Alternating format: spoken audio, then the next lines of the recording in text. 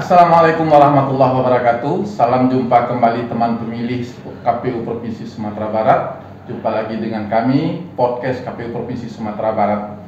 Kali ini kita akan membahas tema pendaftaran dan verifikasi partai politik calon peserta pemilu tahun 2024. Seperti kita ketahui, jadwal pemilu sudah ditetapkan pada tanggal 14 Februari tahun 2024. Oleh karena itu, tahapan pemilu dimulai 20 bulan sebelumnya, paling lambat, dan akan dimulai pada 14 Juni tahun 2022 ini. Teman pemilih, tahapan pertama yang akan kita laksanakan adalah tahapan pendaftaran, verifikasi, dan penetapan partai politik calon peserta pemilu tahun 2024. Bersama kita sudah hadir di studio podcast KPU Provinsi Sumatera Barat yang baru kita perdana gunakan pada kesempatan ini. Beliau adalah anggota KPU RI, Bapak Idam Holik, Bapak Dr. Idam Holik, MSI, yang akrab biasa kita panggil, kita sapa dengan Kang Idam. Kang Idam, gimana, apa kabar? Selamat sore. Alhamdulillah, baik Bang. Selamat sore juga untuk teman pemilih KPU Sumatera Barat. Ya. Alhamdulillah sore ini saya senang sekali bisa berada di studio ini, studio podcast KPU Provinsi Sumatera Barat. Baik teman pemilih, sebelum kita tanya tentang verifikasi partai politik, saya kenalkan terlebih dahulu. Kang Idam adalah anggota KPU Republik Indonesia periode 2022-2027. Beliau Ketua Divisi Teknis Penyelenggaraan Pemilu. Sebelumnya beliau adalah anggota KPU Provinsi Jawa Barat, dan sebelum di Provinsi Jawa Barat beliau 3 periode di KPU Kabupaten Bekasi. Dan terakhir, periode 2013-2018, beliau adalah Ketua KPU Kabupaten Bekasi. Nah, itu rekam jejak beliau di penyelenggara pemilu. Teman pemilih, kita mulai nih tanya-tanya Kang Idam. Ya. Seperti sudah kita sebutkan, kita akan laksanakan pendaftaran, verifikasi, dan penetapan partai politik calon peserta pemilu. Boleh cerita Kang Idam gimana prosesnya? Ya, saat ini KPU Republik Indonesia sedang memfinalisasi draft peraturan KPU tentang pendaftaran dan verifikasi partai politik calon peserta pemilu serentak 2024. Ya. Dalam undang-undang dijelaskan 18 bulan itu harus sudah dibuka pendaftaran partai politik. 14 bulan sebelum hari H itu harus sudah ditetapkan partai politik peserta pemilu. Nah, oleh karena itu nanti di awal Agustus itu kita akan membuka pendaftaran partai politik di KPU RI, ya, yang akan diikuti oleh pertama partai politik yang telah melampaui angka parliamentary threshold sebesar 4% di DPR RI, dan partai politik peserta pemilu sebelumnya, ya, dan partai politik yang terdaftar di Departemen Hukum dan HAM. Ya.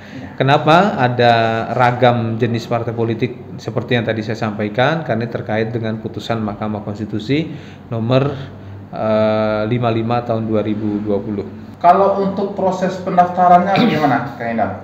Ya, partai politik nanti akan diberikan pelatihan dan akses penggunaan aplikasi Sipol pada pertengahan bulan Juni, ya, sampai dengan akhir bulan Juli. Kita berikan akses untuk menggunakan aplikasi Sipol, Sistem Informasi Partai Politik, ya, di mana mereka akan mengupload data-data yang dibutuhkan dalam proses pendaftaran. Ya, pendaftaran partai politik peserta pemilu 2024 itu sama seperti apa yang pernah dilakukan di tahun 2017. Untuk pendaftaran partai politik peserta pemilu 2019 kita masih menggunakan aplikasi Sipol. Aplikasi Sipol ini kita gunakan dengan pertimbangan tidak hanya pada persoalan konsep less paper atau kita menggunakan hard copy yang kurang, kita lebih banyak menggunakan data digital, tapi juga ini mendukung upaya untuk masyarakat berpartisipasi secara luas. Baik, itu untuk pendaftaran partai politik ke KPU RI. Ya. Kalau untuk verifikasinya bagaimana, Kang? Ya, verifikasinya itu ada dua, ada verifikasi administrasi dan ada verifikasi faktual. Ya. Seperti yang tadi saya sampaikan, ya, untuk partai politik yang melampaui, yang sekurang-kurangnya yang melampaui angka 4%, ya, di DPR perolehan kursinya itu hanya dilakukan verifikasi administrasi saja. Tetapi untuk partai politik di luar non parlemen threshold tersebut itu akan dilakukan verifikasi administrasi dan verifikasi faktual. Verifikasi faktual, nah, nanti akan melibatkan KPU kabupaten kota, ya, mulai dari verifikasi dokumen kepengurusan, sekretariat kantor sampai dengan keanggotaan partai. Selain verifikasi administrasi, ada verifikasi aktual, Kang. Ya. Apa yang diverifikasi aktual ke lapangan nanti? Ya, verifikasi faktual ini untuk mengkonfirmasi data yang diserahkan. Kita akan bertanya, apakah benar Anda merupakan anggota partai politik. Nah, nanti dengan menggunakan metode sampling, penarikan sampelnya itu menggunakan Kerji and Morgan. Berarti untuk memverifikasi keanggotaan, kan, benar atau tidak seseorang yang diklaim oleh partai politik benar merupakan keanggotaannya sesuai dengan pengakuan masyarakatnya. Kalau begitu berarti keanggotaan partai politik ini yang paling menentukan untuk kepesertaan calon peserta pemilu ini tahun 2024, kan? Ya, semua dokumen saling terkait, ya. Semua dokumen itu juga menentukan. Nanti juga dalam proses verifikasi partai politik juga ada masa perbaikan. Jumlah minimal anggotanya ditentukan, kan? Ya, dalam undang-undang itu keanggotaan partai politik yang wajib diserahkan kepada KPU itu 1/1000 atau sekurang-kurangnya 1000. Baik, kalau begitu boleh berarti disimpulkan bahwa partai politik calon peserta pemilu termasuk juga ditentukan oleh masyarakat pemilih. Begitu, kan? Ya, pada dasarnya dalam proses penyelenggaraan tahapan pemilu, mau tahapan apapun itu pasti melibatkan publik. Karena demokrasi yang baik adalah demokrasi yang diberikan ruang bagi publik atau pemilih untuk berpartisipasi. KPU berkomitmen untuk hal tersebut, kita akan buka ruang partisipasi. Baik, terima kasih, Kang Idam. Siap. Demikian teman pemilih podcast kita pada kesempatan saat ini. Sekali lagi kami jelaskan bahwa verifikasi calon peserta pemilu ada dua, verifikasi administrasi dan verifikasi faktual.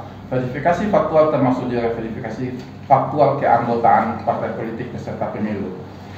Demikian dan terima kasih, semoga bermanfaat untuk kita semua. Sampai jumpa pada podcast berikutnya dan mudah-mudahan kita kedatangan tamu kembali Kang Idam ke podcast kita. Amin ya rabbal alamin. Terima kasih. Wassalamualaikum warahmatullahi wabarakatuh.